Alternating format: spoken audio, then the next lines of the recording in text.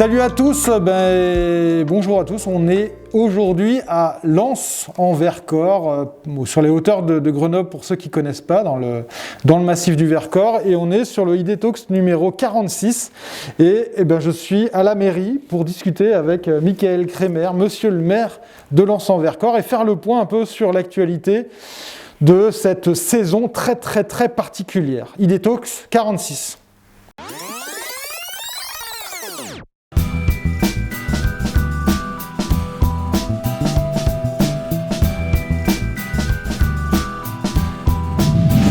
Bon, aujourd'hui, on va parler forcément de l'actualité de la montagne. Bon, c'est une saison blanche, on en a entendu parler. Pour autant, dans la presse, partout, je lis, les stations de moyenne montagne s'en sortent mieux. Toi, tu es en moyenne montagne, on est à combien à Lens 1000 mètres. 1000 mètres, on monte à 1800.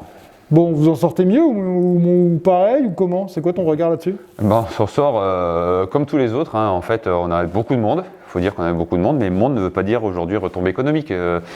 Les gens montent à la journée, c'est beaucoup d'excursionnistes, parce qu'au niveau des réservations, on n'a jamais été aussi bas. Donc on est sur la clientèle qui vient, qui consomme de la nature, et puis qui redescend, qui repart sur son lieu de vie, sur son lieu de sommeil. Donc aujourd'hui, c'est difficile, c'est des mouvements de foule, mais pas vraiment de structure dans l'économie touristique. C'est les Grenoblois qui montent et qui viennent profiter un peu, sortir de la bouillasse en bas.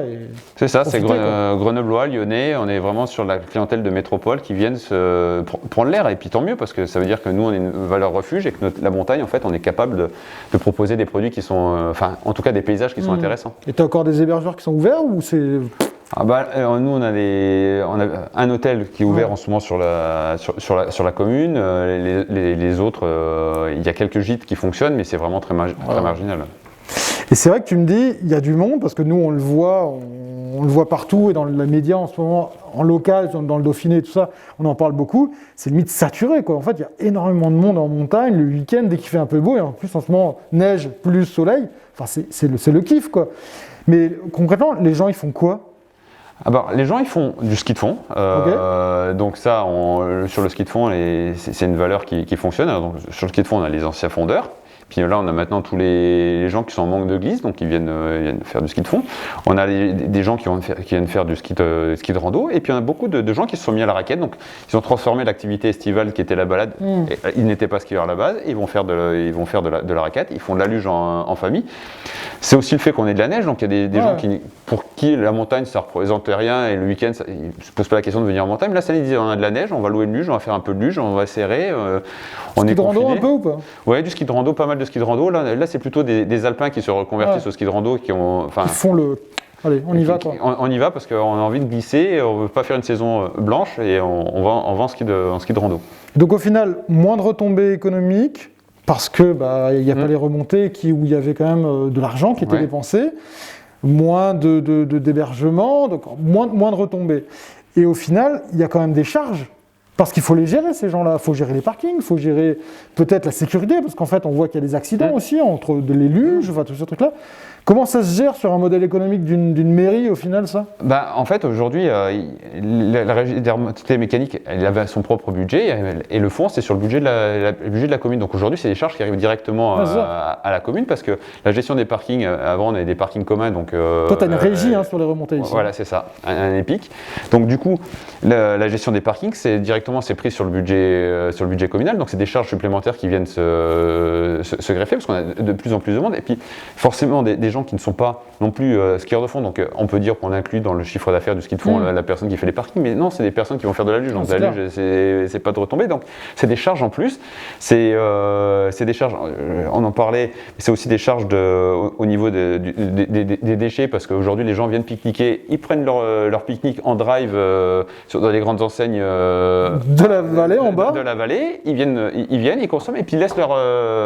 Et ils vont pas dans la boulangerie qui est ouverte et qui s'est adaptée en plus par rapport à de l'offre. Tous nos restaurateurs, ils font de la vente à emporter, tout est adapté. Bon, il y en a certains qui le font quand même. Il ne faut pas dire que tout le monde vient avec son pique-nique. Il y en a certains qui viennent, mais la majorité ils viennent avec leur pique-nique. Ils ont leur sac craft et ils arrivent, ils consomment. Ils ont été consommés, consommés de la nature. Ils ont consommé leur sandwich qu'ils ont acheté en bas et hop, ils le mettent dans la poubelle en haut. Donc ça fait une charge encore supplémentaire. C'est des personnes qui ne connaissaient pas la montagne, qui aujourd'hui, on s'attend à ce que ce soit des personnes qui aillent en nature. Des néo-pratiquants. Des néo-pratiquants, mais ils se concentrent au niveau, là où il y a des parkings, c'est vrai, mais au niveau de la station de ski alpin. Pourquoi ? Parce qu'il y a des services, il y a les toilettes. Un peu de pente. Il y a les toilettes. C'est un peu damé. Voilà, c'est ça. C'est sécurisé parce qu'on entretient le domaine en prévision de l'ouverture, bon, qui n'arrivera pas, mais on entretenait un peu le domaine. Il y a des gens. On se rend compte qu'il y a des gens, ils se retrouvent en montagne pour prendre l'air, mais c'est pas pour être seul. En fait, ils se retrouvent en montagne juste pour le cadre. Et le fait qu'il y ait du monde autour d'eux, ça les rassure. Donc le monde attire le monde. Ils se disent, bah voilà, je vais pas être tout seul dans ma montagne. Je suis au bon endroit. Je suis au bon endroit. C'est pas des gens qui iront se perdre en ski de rando, ailleurs. Moi, je suis pratiquant de ski de rando. Ça ne me viendrait jamais à l'idée d'aller en ski de rando sur un domaine skiable. Suivre des traces, quoi. Voilà, moi, quand je vais en ski de rando, je vais dans telle sorte, je suis tout seul.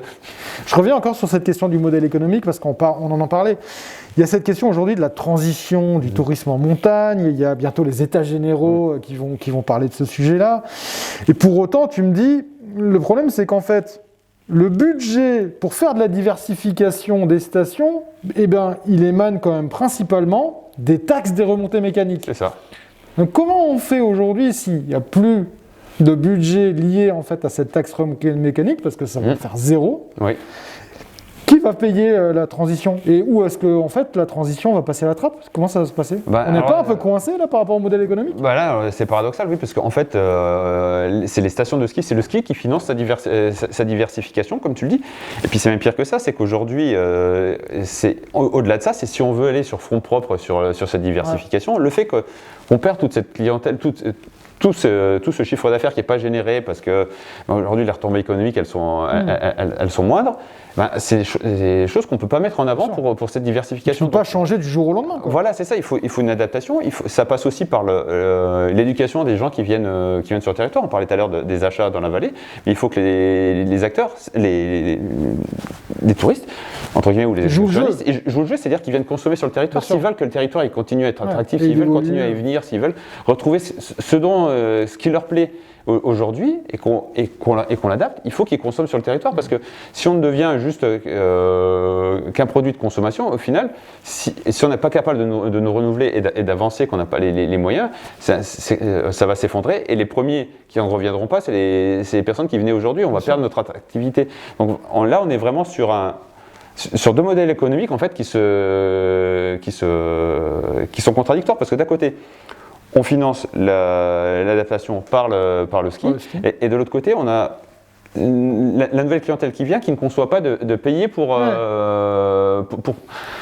pratiquer ce qu'on a à lui offrir. Donc, c'est quoi ? C'est forcément de l'argent public alors derrière qui va devoir être mené, pas forcément par toi, mais derrière par le département, par la région, par l'État à un moment donné ? Je pense qu'il y a de l'argent public, mais il y a aussi comme je disais, la responsabilité des pratiquants et des acteurs, parce que les pratiquants, si aujourd'hui, moi quand je vais dans un musée ou quand il y a un guide, il y a à certains endroits il y a encore le chapeau. Si j'ai apprécié la prestation, je donne au guide conférencier, même si je n'ai pas apprécié. Mais c'est une manière de rémunérer. Impliquer le voyageur dans le développement et la culturer un peu au tourisme, au final, la compréhension de tout ça. Quoi. Que ce soit en disant, je suis venu sur le territoire, j'ai bien aimé, je donne dans une urne, je donne, ou alors en allant, on a des fermes, en allant chez le producteur, en allant consommer sur le territoire, acheter, parce que c'est de l'argent indirectement qui rentre dans les fonds publics et qui après peut être mis. Donc voilà, Il faut que il y a un modèle à repenser en tout cas. Voilà, c'est ça. Et puis il faut que tout le monde soit. Il faut une éducation aussi à la personne qui vient. Et je pense que c'est là le plus dur parce que c'est des consommateurs. Quoi. Voilà, il faut plus que le territoire on est dans une société de consommation. Il faut qu'on vienne d'une société aussi d'action. Et c'est là où on va faire. Ce fameux consommateur qu'on voudrait aussi voir là, même pour des pratiques outdoor et tout ça, et ski quoi. Tout à fait, parce que là on est en train de réfléchir sur comment structurer l'offre outdoor, comment faire des sentiers de trail, comment faire tout ça, mais ça coûte. Donc il faut une participation.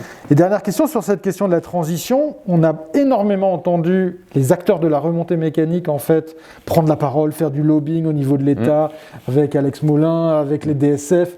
Est-ce que eux ont un rôle, est-ce qu'ils ne sont pas un peu l'éléphant dans la pièce par rapport en fait à cette question de la transition de la montagne? Comment eux peuvent participer en fait à cette transition, ou est-ce qu'ils ont intérêt à ce qu'il y ait réellement une transition? C'est quoi ton regard par rapport à ça?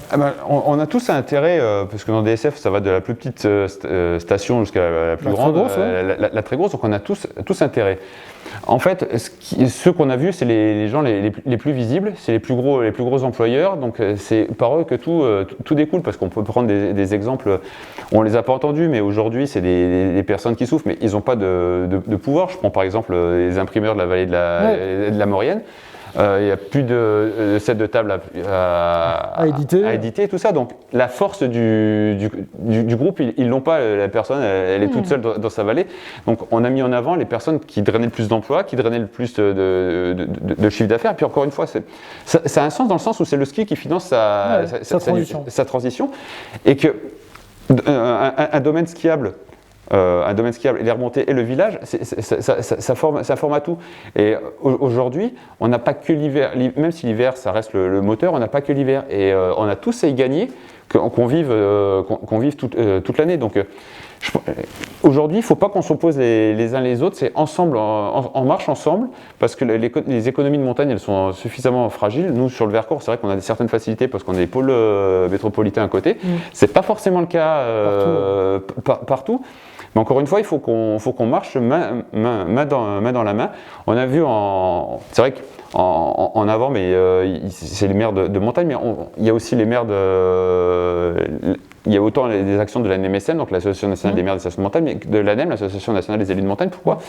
Parce qu'en fait, il y a des économies des petits villages qui n'ont pas forcément de station, qui dépendent directement de la station qui sont à côté. Pourquoi ? Peut-être parce qu'il a un petit bout du domaine skiable qui est sur sa commune, donc il en a des subsides, parce que les gens qui habitent son village, ils ont pu continuer à habiter son village parce qu'il y avait de l'emploi à côté qu'on n'aura pas forcément. Donc tout le monde il faut qu'on bosse ensemble. Il faut qu'on bosse ensemble. On n'a pas le droit de se tirer dans les pattes. C'était une économie particulière. Je pense que on a du mal à imaginer les impacts jusqu'au bout de cette économie-là, parce que c'est vrai que même quand on y vit dedans, moi j'ai pris l'exemple de l'imprimeur parce que c'est un exemple qui m'a sauté, qui m'a été donné, et c'est vrai que le prime abord ça n'avait pas sauté aux yeux que l'imprimeur de la vallée de la Maurienne il allait souffrir. Touché, voilà, c'est ça. Donc voilà, c'est toute une économie imbriquée, et en fait l'entraide elle est déjà là, et si on bouge un élément,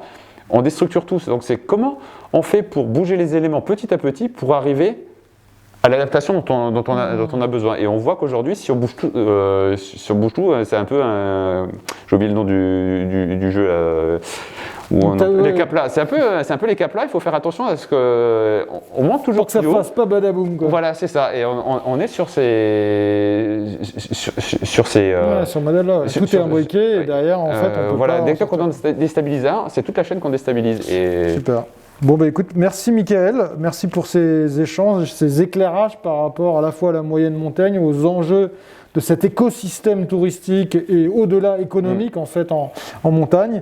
Il y a des gros enjeux. J'espère qu'il y aura de la résilience encore en 2021 parce qu'il va falloir en avoir et peut-être réinventer aussi certains modèles pour que justement on arrive à trouver des équilibres plus forts pour les années à venir. Donc merci et à très bientôt. Si vous avez des commentaires, des remarques, n'hésitez pas. Vous me postez ça et on en discute. Merci.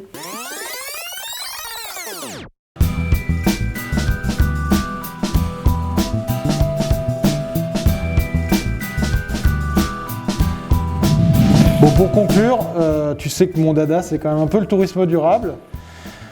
Est-ce que cette crise de la Covid a permis de mettre des déclics dans la tête des consommateurs par rapport à cet engagement en matière de développement durable? C'est quoi ton regard? Est-ce que demain, tous les gens vont faire les efforts super bien? Non, je pense pas. Je pense qu'aujourd'hui, on l'a vu à la sortie du premier confinement, les habitudes qui étaient prises pendant le confinement, on a remercié tous les acteurs locaux. Au fur et à mesure que le déconfinement il s'éloignait, on allait de moins en moins vers les locaux, on a repris nos vieilles habitudes.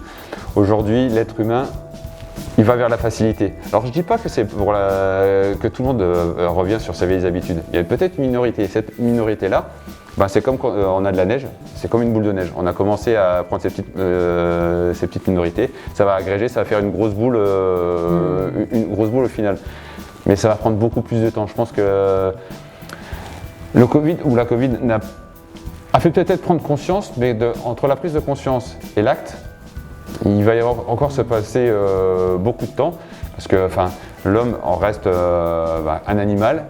C'est comme les grands prédateurs, ils vont plus facile. Quand les grands prédateurs ils voient un troupeau pour manger, entre l'animal qui court vite devant et l'animal qui est affaibli derrière, il va sur l'animal qui est affaibli. L'homme c'est pareil, quand il a besoin de manger, il va au plus court, au plus simple. Donc pour réduire ce timing là de changement, ça veut dire que c'est à toi, élu, et à moi, consultant, de modifier l'architecture sociétale pour que les comportements changent alors. On est d'accord là-dessus? C'est ça, c'est qu'il faut montrer qu'il y a d'autres choses qui existent. Je pense pas qu'il faille le faire par la contrainte. Il reste toujours la contrainte, on pourrait le faire par la contrainte. La contrainte, pour moi, n'a jamais apporté l'adhésion. Plutôt la carotte? L'envie, quoi. L'envie et la compréhension. Ouais. Je pense que c'est pas la carotte, je pense que c'est la compréhension. Parce qu'il y a des gens, ils vont chercher la carotte parce qu'il y a la carotte sans savoir ce qu'il y a derrière la carotte. Je pense qu'aujourd'hui, il faut que les gens ils comprennent la démarche.